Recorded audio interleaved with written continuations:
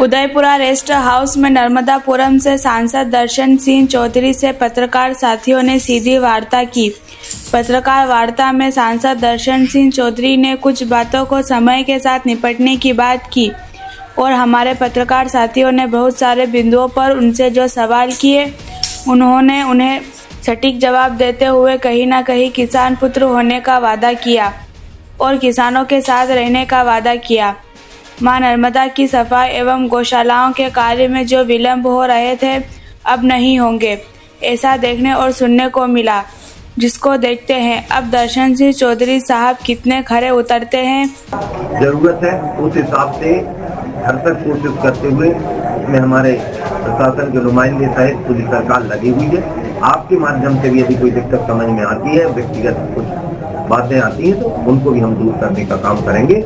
हमारी सरकार किसानों की थी, किसानों की है, किसानों की। आज गाय को लेकर बात की जाए, लेकिन गाय की स्थिति आज जो बनी हुई है और कई बार बड़े मुद्दे उठ चुके हैं, लेकिन गाय की जो स्थिति है दयनीय बनी हुई है। आखिर कब तक सुधार हो पाएगा? देखिए, गौ माता हमारे राष्ट्र की न केवल आर्थिक आधार रही है, हमारी संस्कृति की भी आधार रही और धर्म का भी आधार रही है। हमारे सबके जीवन, हमारे यहाँ तो परमात्मा ने भी गौ माता की रक्षा के लिए जन्म लिया है और लगातार अब कुछ वर्षों के बाद मैं सौभाग्यशाली हूँ कि आप सबके और जनता जनार्दन के आशीर्वाद से जहाँ मुझे भेजा गया, मैंने 2 बिल हमारे प्राइवेट बिल लगाए हैं और उसमें से एक गौ माता के ऊपर ही, गौ माता के राष्ट्र माता सहित उसको जो सुविधा मिल सकती है उसके लिए, दूसरा नर्मदा मैया के लिए, और दोनों बिल न केवल स्वीकृत हुए हैं, उन पर आगे काम भी हुआ। अभी अधिकारियों के साथ यहाँ स्थानीय चर्चा हुई, जिसमें गौशालाओं से लेकर गौ प्रबंधन पर जोर दिया है। आगे इसकी माननीय डॉक्टर मोहन यादव जी के नेतृत्व में लगातार उन्होंने तो गौ उत्सव को ही प्रदेश व्यापी और राष्ट्रव्यापी उत्सव बनाने का काम किया है और हम उस पर निरंतर चिंता भी कर रहे हैं और बहुत अतिथि से पहले से कम हुई समस्या और पूर्णतः हम चले हैं। गौ माता अर्थ का आधार थी और आधार रहेगी, इस आधार पे हम काम करेंगे। पहले राव उदय प्रताप सिंह जी के द्वारा भी लगातार टोल को लेकर शिकायत आती रही है और अभी भी वही है कि 60 किलोमीटर के दायरे के अंदर उदयपुरा का टोल है। कहीं न कहीं यहाँ के जो लोग हैं उनको आवागमन में काफी दिक्कतें हो रही है। अभी तक क्यों नहीं हट पाया? टोलों का जो नियम है उसके लिए एक क्वेश्चन हमने लोकसभा में भी इस पर रखने का काम किया, आप सबके माध्यम से पता भी चल गया हो। और जो नियम है इसमें 60 किलोमीटर और उसके क्राइटेरिया अलग अलग है, उसमें केवल एक लाइन के नहीं, उसके पूरा का पूरा नियमावली है जो हमको दे भी गई है।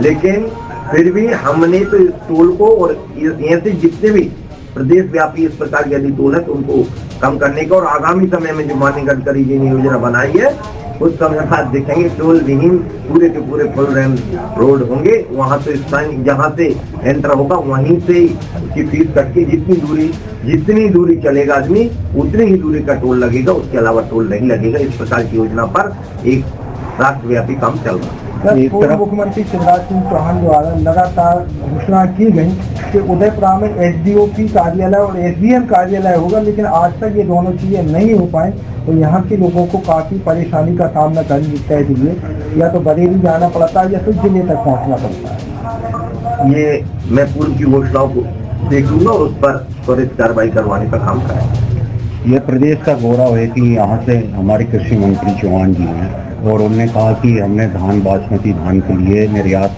खोल दिया गया है, लेकिन क्या कारण है कि आज तक सर्वोच्च जो रेट थे उससे सबसे निम्न स्तर पर रेट पहुंच गए हैं। किसान बहुत परेशान है और खास तौर से एमपी तो धान का बेल्ट है, पंजाब हरियाणा के बाद एक्सपोर्ट की भी बात हो चुकी है। फिर क्या कारण है? डबल इंजन सरकार भी है, स्थानीय स्तर से लेके ऊपर तक सब जगह वही लोग है। फिर क्या कारण है किसान परेशान है?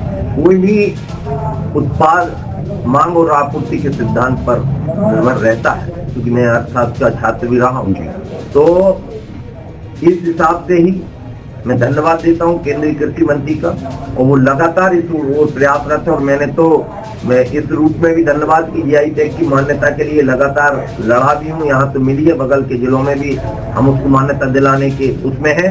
माननीय मुख्यमंत्री जी से इस मुद्दे को लेकर हम गंभीरता से चर्चा हुई है और आगामी समय में आपको दिखाई देगा कि हम पर हेक्टेयर किसान को उसका डायरेक्ट रियायत देने का काम पर हेक्टेयर पर राशि देने का काम करेंगे। उसमें ये सारी चीजें सम्मिलित हैं। हम किसान के लिए खड़े हैं और खड़े रहेंगे। गौ संरक्षण के लिए सरकार से, समाज की तरफ से काफी योजनाएं चल रही हैं, काफी दान दाता निजी स्तर पर और सरकारी स्तर पर काम कर रहे हैं, लेकिन हम देख रहे हैं कि गौशाला में जिस तरह से गोधन के चारा, भूसा, उनकी नियमित देखभाल और कई जगह पे जो गायों का जो नंबर दिए जा रहे हैं वो नंबर भी हाफ हैं, वो पेमेंट नहीं हो रही हैं, तो इसकी मॉनिटरिंग के लिए भी सरकार कुछ कदम उठाएगी?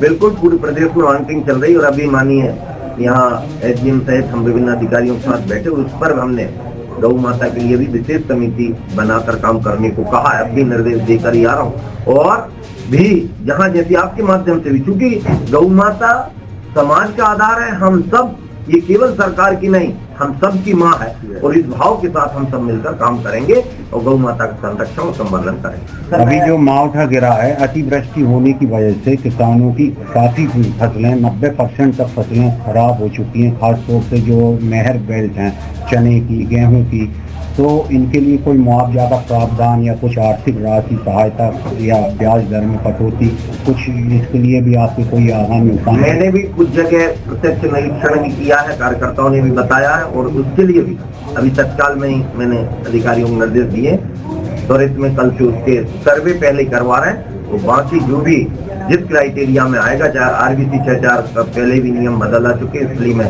सरकार का माननीय शिवराज सिंह जी, पूर्व मुख्यमंत्री जी और वर्तमान मंत्री डॉक्टर मोहन यादव जी का धन्यवाद करता हूँ। और आगामी समय के लिए भी इस बार 29,000 करोड़ से ऊपर की